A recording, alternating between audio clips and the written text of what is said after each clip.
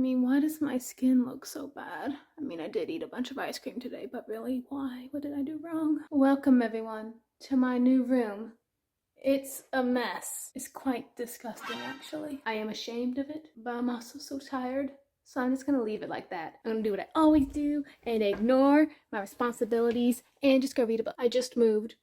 I don't have my bookshelves yet, so I'm using this shelf in my closet to hold all my books. Unread, except the Goldfinch. Ooh, and this, very good. Unread, except for this pile back here. We're gonna talk about this pile because this is an unhaul. Meet me in a much cleaner room in like 2 seconds.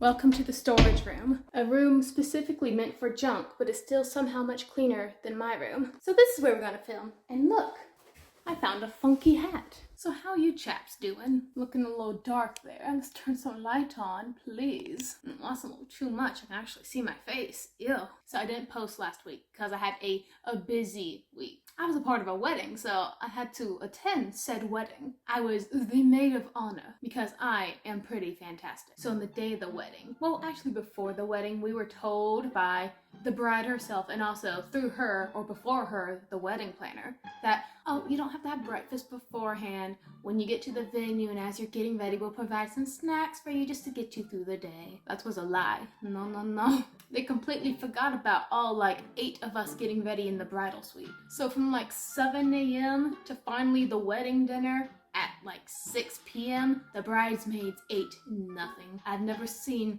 so many hangry women about to kill each other in one setting. And then when the dinner finally happened, we're just, sitting around the table, patiently, dyingly waiting for our table to be called to go get the food. The couple had just gotten their food, and we saw from our table already a line around the buffet table. So we were like, oh, okay, so is no one going around calling table names? Because we didn't hear anybody call table names. And usually the bride and the groom, they get their food first, then the parents, then the wedding party. So we were like, oh, okay, looks like it's a free-for-all. You just walk on up there. So we go up there, all of us in our beautiful dresses, our stomachs literally starting to eat itself. And out of nowhere, the wedding planner materializes and gets in our way, halt, you shall not pass. She's like, what are y'all doing?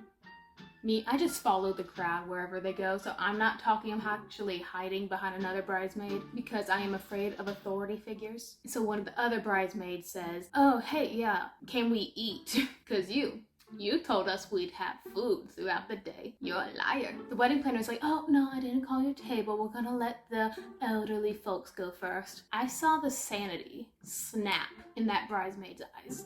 Just all human reasoning was gone, replaced by a feral animal madness. Oh, she screeched. She was like, we have not eaten all day. Put us in the dang line. And that's how we booted a bunch of cute old people out of line to eat food. It was really good chicken though, so a well-won battle. You know what else was a well-won battle, but wasn't? Because I'm obviously getting rid of them so they weren't worth the read. A bunch of books that I didn't like. Starting with A House of Salt and Sorrows. Y'all remember the hype for this book and then it just kind of faded away like sea foam. And it does have a very good premise. It's a retelling of those 12 dancing princesses folklore thingamadoodles. You know that thing? It's a retelling of that. So we got these 12 sisters living in a lighthouse. And they're just living their best life until, one of their sisters dies. Well, that's a little sad face, a little tear. But hey, like my dad told me when we were riding bikes and we saw a stork with a broken neck, still alive and trying to fly away from its never-ending agony. That's the circle of life, baby. Even though that sister's death circumstances was a little sketchy, kinda like a stork with a broken neck. Who did that to that poor bird? And then, what do you know? Another sister dies. Then another. And ongoing.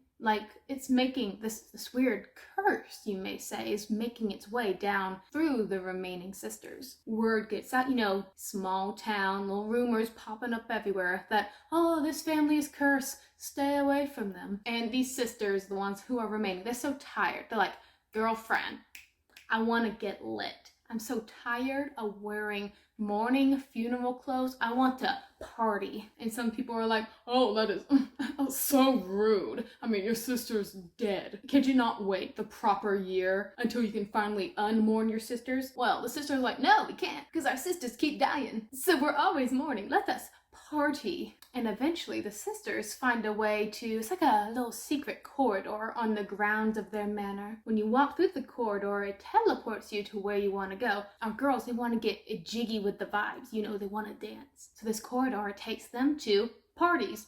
Parties over there. Oh, you want to go over there? Parties over there. But it seems like the more they start using this corridor, the stranger the things at their own house gets. It took a very long time in this book to actually get to what the heck is happening, why the sister's dying, what's the nature of this corridor, who is this rather fetching young man that our main character Annalie has fallen head over heels with. This was a very, first sight, you're gonna be my future husband, first love, insta-love book. And I honestly see that in a lot of books, but at least I can sometimes feel like a little spark of chemistry, just a smidge. But in this book, I'm like, that really came out of nowhere. It doesn't even feel right. And as you get deeper into the book, you realize that illusions, mind manipulation, hallucinations, it plays a very big part in the book. So the moments we do have with our guy love as Annalie, were they really real? So that about halves the moments that these two characters who are apparently in love with each other, it halves the amount of times they've actually been together, which makes them even less of a likely couple. Also, I remember finally getting to this is why this curse is happening. And again, the reveal didn't really pay off. It literally came from nowhere. It's like you're reading through the book and you're just like, oh, it's a cute little lighthouse seaside story, la la la, love, love, love. And then suddenly it's like, oh, and we have these dark foreboding gods and blah blah blah, and this town is devoted to this god, blah blah blah blah blah. And that's only mentioned like once or twice, and it turns out to be a really important part of the story. But again, it doesn't pay off well. I think it's a very good premise, just executed poorly. I do remember liking the ending, like this is why the curse is happening, but I more liked it in the moment because it was shocking, but it's not like it was well earned. So I can give it like a little clap like that, but I'm also like, I'm not satisfied. But it was very atmospheric. I got like a sea salt taste in my mouth when I was reading this book. Like, it's good at setting, it's gloomy, kind of isolated atmosphere, but ultimately it just wasn't enough. Oh, and I don't remember having feelings about Annalie at all. Like, as a character, I'm just like, she exists. Next up, we have an author-tuber book, Brightly Burning by Alexa Dunn. I DNF'd this book so fast. It's a Jane Eyre, double checking that. Yes, it's a Jane Eyre retelling in space. I've never read Jane Eyre. I don't ever plan to, really. So I wasn't going into this book seeing how faithful of a retelling it would be. I was looking for like a story all on its own. So me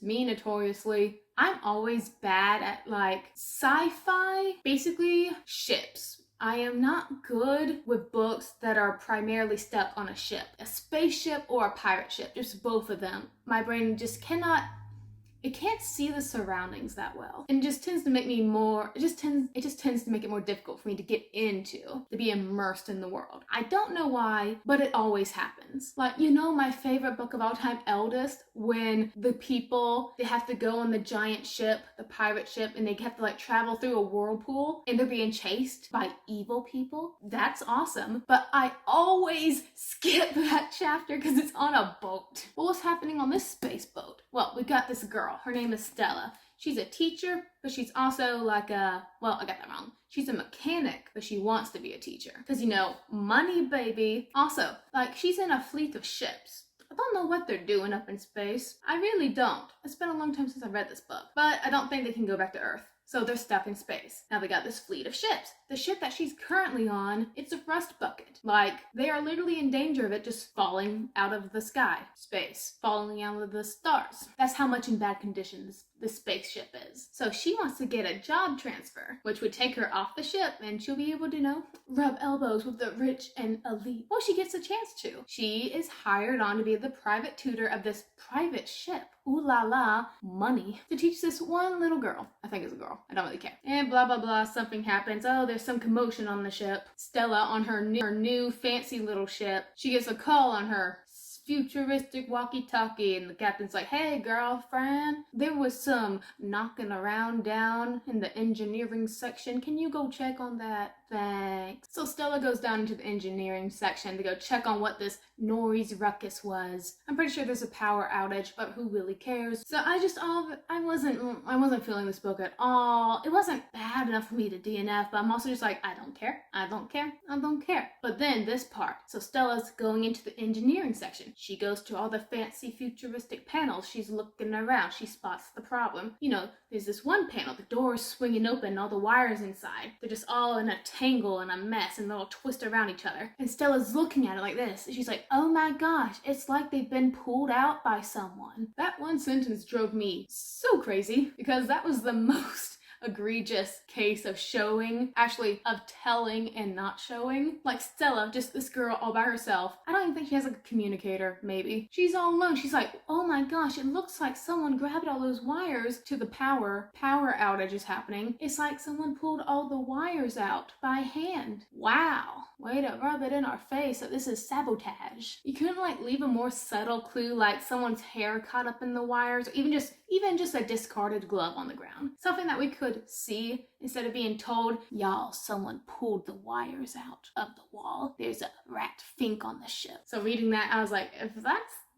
is that what you're throwing at me this early in the book? I don't want to read what's left, because now I just don't trust you to tell a good story. So that's it. That's why I DNF'd. Next up, we have The Bird Box. You know, I honestly think I've not seen the movie. I don't even know how it is, if it's a good movie or a bad movie. But I do think a story like this works better in movie format. It's ironic because this is a book where people who go out into this apocalyptic world, they have to cover up their eyes because whatever monster is out in the world, it causes you to go mad just by looking at it. And so it's crazy that I think it works better in a visual format as a movie instead of a book. I mean, it's not bad, but it's like one of those one-time reads for me. Bird Box is divided into a past timeline and a present timeline. Wait, no. Yeah, I'm right. I'm always right. So the present timeline is literally our girl Mallory, I think that's her name, and these two kids that she's kind of unwillingly adopted. They're going down a river and they're all blindfolded up, so it's very hard because this girl is literally navigating a boat with two whining little snot-nosed brats, just making all sorts of a ruckus around her. There's wolves on the shore, crazy people stalking after them, but they have to go down this river because she knows that there's a safe haven. If she's just able to like follow the coast, she might be able to get to it. Also, there's those monsters out there too, just like watching you, maybe gonna try to pull your bandana off, like peekaboo. Those parts were very boring because they interrupted the past parts to just show, oh yeah, girl Mallory, she's still paddling down a river. You go, girl, you'll make it one day. The past parts were the good parts, like showing how Mallory came to find these two kids. Part of my dissatisfaction with this book is that it really frustrated me because we, in Mallory's point of view, we're technically blindfolded too. Some monster will be doing cool monster stuff in that corner, and we'd just be able to hear the gargling, eating flesh sounds, and we wouldn't really know, well, who is that? Why are they doing that? Why did they take their blindfold off? We don't know. I really wanted to see what the monster was, and this book never tells you. I get that's the point, but I don't like it. I remember the grammar, or just like the sentence structure in this book too, wasn't my favorite. Like, it's just like the way the words were arranged that were technically grammatically correct, but just made the sentences so clunky. I'm just like skimming through the pages now, and Mallory, she's a bit of a strange duck. A weirdo, if I may. And I get why she is like that after the apocalypse happened, because I'd be a little bit of a weirdo too if all my friends got, brutally mutilated by invisible boogeymen. But even before the apocalypse happened, she was just strange. I was reading her and I'm like, that's not normal. Correct me if I'm wrong, but I think I remember like just a description of Mallory before she went on the river, but after she found the two kids as babies. And I think she would just like sit above them like a gargoyle. And when they were babies, every anytime they like opened their eyes or made a noise, she would just like whack them on the head. Like, shut up. Trying to train them, don't make noise and don't use your eyes. I like that. If I did that in daycare, do you think people would be mad? I could just tell the parents I'm training the kids for the impending apocalypse. You're welcome. Next up, we have one of my more recent reads. It's called Born. You see this strange cover? Yeah, it reflects an even stranger book inside. I mean, it was a good strange I really liked. Well, I liked it. Maybe. This is actually going to be my wrap up for this month, October. So I can't get rid of this book just yet, but I will eventually. So in this world of Born, we're in this city, I don't know what city. An apocalypse event happened. We don't know what apocalypse event, but we just know the world is a mess now. Everyone's basically dead. There's this group called The Company. There is so much happening in this book, just like flying around your head, that I don't know what The Company did, what they stand for, what they're doing. I just know that they're bad. And somehow, before the apocalypse happened, stay with me, The Company made this bear. This bear, his name is Mord. Mord, he got bigger and bigger and more intelligent, and then he broke out. And then Mord learned how to fly. So he's a flying bear now. So now in the city, we have the evil company, we have the flying bear just like knocking down buildings and eating people. I really did like the tech in this world, because it's like animal-like, but all the animals have a function. Like we have alcohol minnows. You eat a minnow and it's like you're eating a mimosa. Yum yum. Alcohol anchovies. There's also this one character, he has like diagnosis worms in him. Like if he gets hurt, the worms will like go to that place that got hurt and just like heal him faster. So I like that. It was weird. I like it. We got like these drug people running around selling people like memory slugs. I think that's what they was. They could either like fill you with happy false memories, or they could delete some memories, you know, because the world is practically ending. Why not feel a bit happy before you die? We also got these weird kids running around who are like half kid, half bug, kinda. I think they have like beetles for eyes, which is weird. I don't like. But the main thing we have running around is our main girl. I liked her. Her name's Rachel. She's spunky. She's a scavenger, okay? She's going through the ruins, finding meat, finding some tools, just whatever she needs to survive. And sometimes, because you know, the flying bear, Mord, he knocks down buildings. Sometimes valuable stuff gets stuck in his fur. So when he's sleeping, Rachel sneaks up to the giant flying bear and would like pull stuff out of his fur. One day when she's doing this, she finds this green lump. It's not a mole, it's Born. Yeah, he's like this plant squid thing. That is the best I can describe him. He's kind of shaped like a lamp, like this guy. This is Born. Yeah, so she finds this green lump and she's like, oh, this is cool. Can I eat it?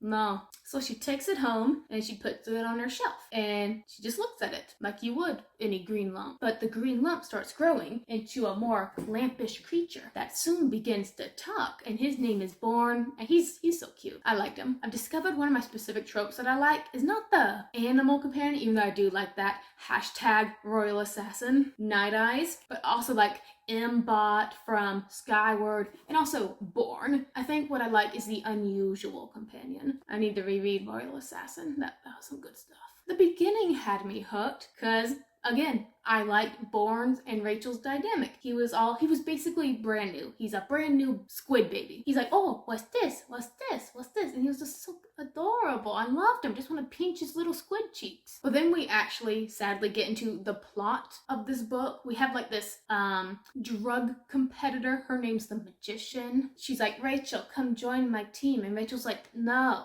get the way. And Magician lady's like, I will destroy everything you love. You're gonna die. Rachel's like, no thanks, I got Squid Guy to protect me. Squid Guy can also like shapeshift, so sometimes he's not a squid guy, sometimes he's a fox guy or a guy. But it went from like a 5-star in the beginning to once we got through the halfway point and it started explaining what happened to the city, who the company is, how the heck this giant bear learned to fly, stuff like that. It just got way more complicated than it had to be. I think one of our main characters is a fish person, but I'm not sure. It was very weirdly explained. One of our villains in the book, they show up and they die in the most anticlimactic way possible. And it was just way too much packed in too short of a book, but it had its charm, so I do suggest reading it. It's very weird, but you might like it. Okay, I got 5 more. Holy crap, this unhaul's never gonna end. Okay, I have very little to say about this one. Love life in the list. I decided to try to give contemporaries a chance. I realized that was a bad idea. I don't like contemporaries. Even the most unique contemporaries, like Beach Read, that one had a really strong start. They always end in the same way. Everyone ends up happy. I don't like that. I want the raw, the emotional, the brooding. So I think what I need to do to get that is just read more literary fiction, like The Goldfinch or The Secret History. That's my kind of contemporary. Real stuff, but more gritty stuff. This was the most, am I allowed to critique this? It's literally for middle schoolers. I mean, it's about a girl. Her name is Abby. She wants to be an artist, but, you know, she's not in the mood to do anything.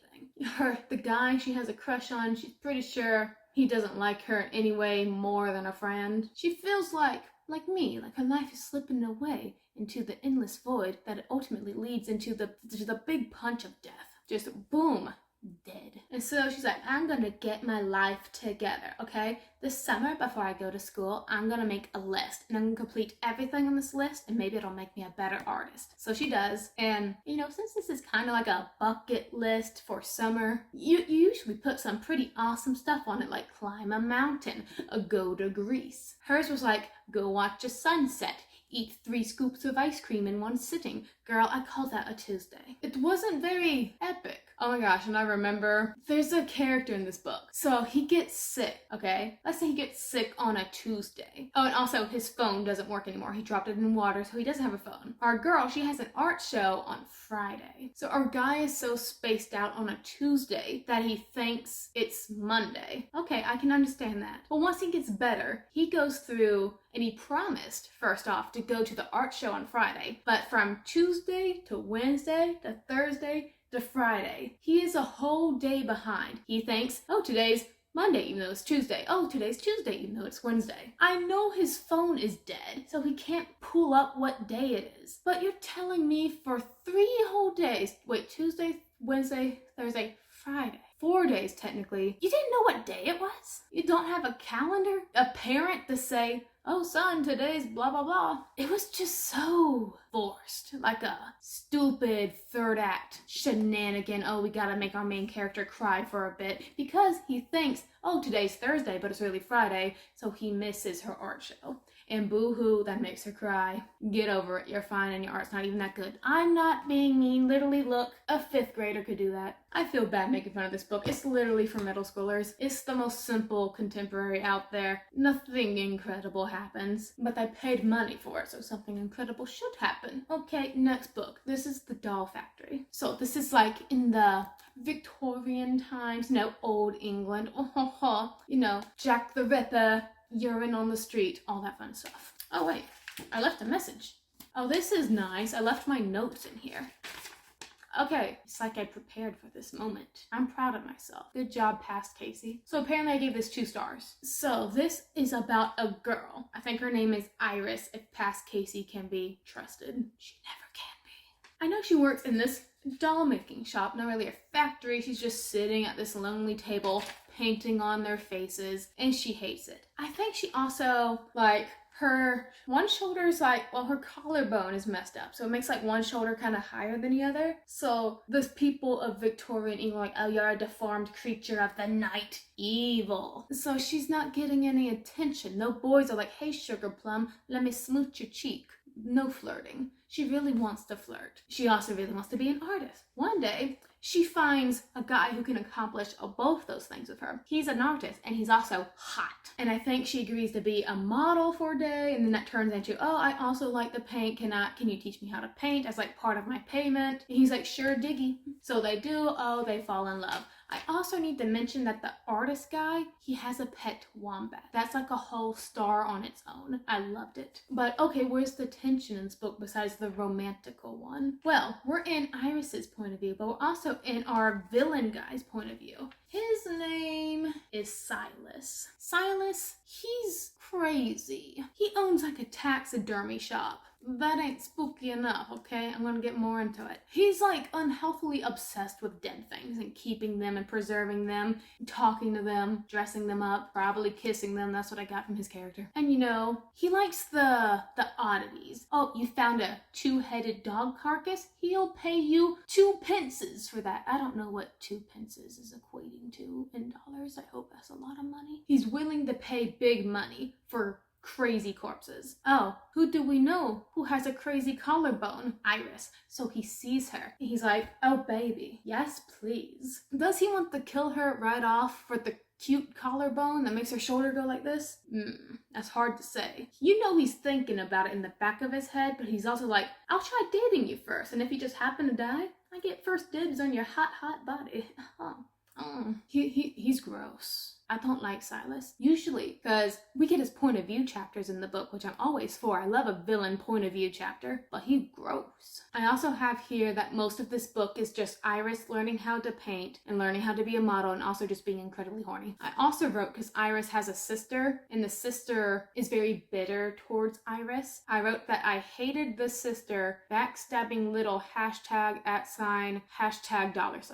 So, yeah, a lot of this book is literally Iris walking around with her artist boyfriend, looking at exhibits, painting. The real thrillery chapters are for Silas. But you know how I mentioned that Silas has the hots for Iris? These two barely talk to each other. Iris does not really know that Cyrus exists. And for me in a thriller, I really want the tension between the main character and the villain of it. Like, I like it when they personally know each other and it's like this great big betrayal when you finally figure out, oh, you're the one who framed me for embezzlement. But we didn't get that in the book because they're always like 20 miles apart from each other, except when he's stalking her. And then he's not gonna like walk up right up to her and be like, you smell like roses, my dear. No, he's gonna be hiding far away. So it's literally just like watching Silas watch Iris, who is watching her artist boyfriend watching the wombat. It's just a lot of watching. It's not until we get to the end where finally Silas is like, I'm gonna make my moves now. And then that finally happens. It wasn't a good climax. It's not as bad as the way the villain was killed and born, but the way our girl rises above adversity is very vague. Did she even accomplish what she meant to do? I don't know. I can't tell you because spoilers. But it involves fire. Very ineffective fire in my opinion, but it's a fire. Wait, was it a fire? I don't think there's fire in this book. What the heck am I thinking of? Oh wait, I know what I'm thinking about. The next thriller that let me down. I have a whole separate review for this. Go read it. Go watch it. Don't read this. Which really hurts me to say, because I love Riley Sager, my favorite thriller author. But this one, no ma'am, we don't do this. We don't write bad books, do we? No. Survive the Night. It's about our main girl. Her name's Charlie. She's been through a lot, okay? She's in college, and she's now out of college. She dropped out because her best friend, who she happened to get into a big fight with, on the day that fight happened, her girl was gruesomely murdered by the campus killer. Dun, dun, dun. They left each other, parted ways on very bad terms. The next morning, oh, your friend got her teeth yanked out with like a plier because you left her all alone at a bar. Don't you feel like a piece of trash?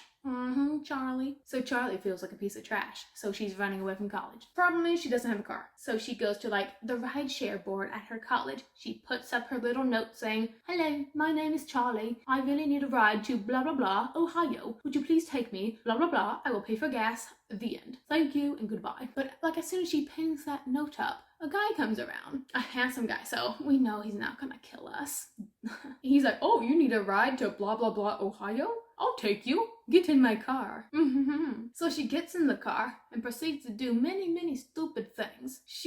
Our girl Charlie, she has this, not really memory loss. It's more like she will pull out of reality and her mind will just create this whole entirely different reality. Like, let's say she's in line for a restaurant, she's gonna go get some coffee, and then she'll have her little moment where she'll see like robbers running in, shooting up the place, and she'll dive behind the counter, grab the tip jar, just yeet it at the robber's head, saving the day. But then she'll snap out of it, and it was just like a movie playing in her head. It was a fake reality. She was really in line, doing nothing, just spaced out the whole time. So the first thing like she does in the car with this stranger, she's like, I tend to black out for 5 minutes at a time. Please don't kill me in these moments. Some people make it all too easy, don't they? So yeah, let's just overlook that for a moment. But as our girl and our guy, they were driving down the road, it starts to get a little strange between them, and Charlie begins to realize that the guy driving may be the campus killer, the guy who killed her best friend. So uh-oh, you done messed up. So it sounds good, because when I'm in a thriller, I want a claustrophobic, tight setting. Like in a car with a killer. That's crazy, ain't it? Where you gonna run? You're driving down the road at 80 miles per hour. You can't run. You could roll out of the car. You will die though. But this book requires tremendous suspension of belief. Like, there's just so much in this book that's just trying way too hard, and it doesn't work out. One of the villains, there's multiple villains in this book, by the way, so that may entice you. One of them is looking for information. They believe that one of the other characters has this information, but they know, the villain actually knows the person they're looking for does not have the information, but they're still going to them because they think they have the information, even though they know they don't have the information. So that was strange. Another person in this book has to put on this fake identity to trick a different person in the book. However, the identity that the person is putting on, the fake identity, is the worst identity to possibly put on in front of this specific person. It does not help at all in the mission the fake personality person is doing. In fact, it hurts it a lot. You should have picked a different name, bro. Then we have a chapter in this book that straight up lies to you. And I'm all for being tricked by a thriller, but that's because there's usually clues telling you, oh, I missed that. Being tricked is a good thing in a thriller as long as it's backed up by the content in the book, the little clues. This book, it just straight up lies badly. Also, I really hated the very last chapter. The ending is one of my least favorite endings. The ending types in books that I hate. All in all, just very disappointing. But I do suggest Lock Every Door by Riley Sager or Home Before Dark. Those were perfectly fine. Loved it. And I got two more. So another book that I loved was The Southern Book Club's Guide to Slaying Vampires. This dude wrote that book. And he also wrote My Best Friend's Exorcism. This book was boring. The Southern Book Club's Guide to Slaying Vampires. I hate that. Well, I don't hate that name, that title. It's just very hard to say. But the book club book, it was spooky, scary, skeletons, all of that. It had me on the edge of my seat. It was gruesome. It actually had me rooting for the villain for a time, but then it did this perfect 180. Now it's all for killing the villain. Well played. But in this book, it was just a bunch of dumb teenagers. Holy mackerel. All the girls in this book, they're just the stereotypes for the cheerleaders, the popular girls, the party girls at every high school movie. No personality besides the materialistic, oh my gosh, glitter, fingernails, scrunchies, cheerleaders. Yeah. The cover is fantastic though. So I didn't like any of the people. Well, what's going on? We gotta have an exorcism, right? Well, our two girl characters. We have Abby. Yes, Abby. And we also have Gretchen. Abby's main character, Gretchen's her bestie. BFF. But they're teenagers. They want to go do the drugs and the skinny dipping at night. Calm down. So they go do that. Gretchen goes skinny dipping, then she goes missing. So her friends, including Abby, go looking in the woods for her. But they find her all naked and disoriented and just playing out of her mind, talking to herself. So the girls are happy they found Gretchen, but they're also we ain't calling the cops. We are high. So they just go on home, and the next day at school, Gretchen is not herself. She is acting as if she's possessed, like she needs an exorcism. She has these irritable mood swings, and she's pushing everyone out of her life, including Abby. Abby's like, girl, you can't do this to me. I love you. What's wrong with you? But she's also like, I cannot deal with your drama. But before Gretchen is out of her reach, she's going to try one last thing to try to save her best friend. So it's not a spoiler. It says it's an exorcism, so there's a ghost/demon in this book. Oh, spoiler warning. And he was such a letdown. He was barely in the thing. There was only one scene that got the same visceral reaction. The Southern Book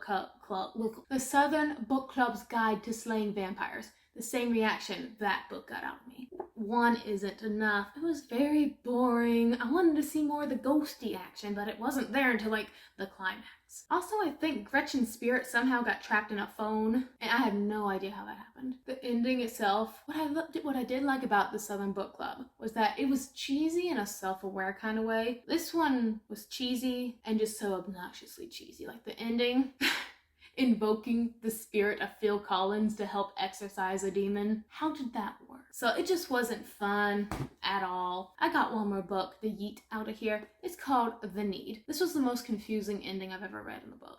Well, top 5. We have this lady scientist. Lady scientist, she finds this big hole. She digs in the big hole in the big earth. She finds big fossils. But beneath those big fossils, she finds little things. Little things buried in the earth that do not make sense. Like she finds an action figure of an astronaut, but it has like a monkey tail. She finds quarters, but they have like different faces on it, rather than George Washington's. It's like some Mandela effects that she's unearthing. She also finds a Bible, but instead of the he pronouns for God, it has she pronouns. So she starts collecting these pieces. But aside from her scientist job, she is also a dedicated mother. She loves her kids. And one day when she's with the kids, she gets the feeling that someone is in the house with them. And guess what? Someone is. This mysterious person comes up to...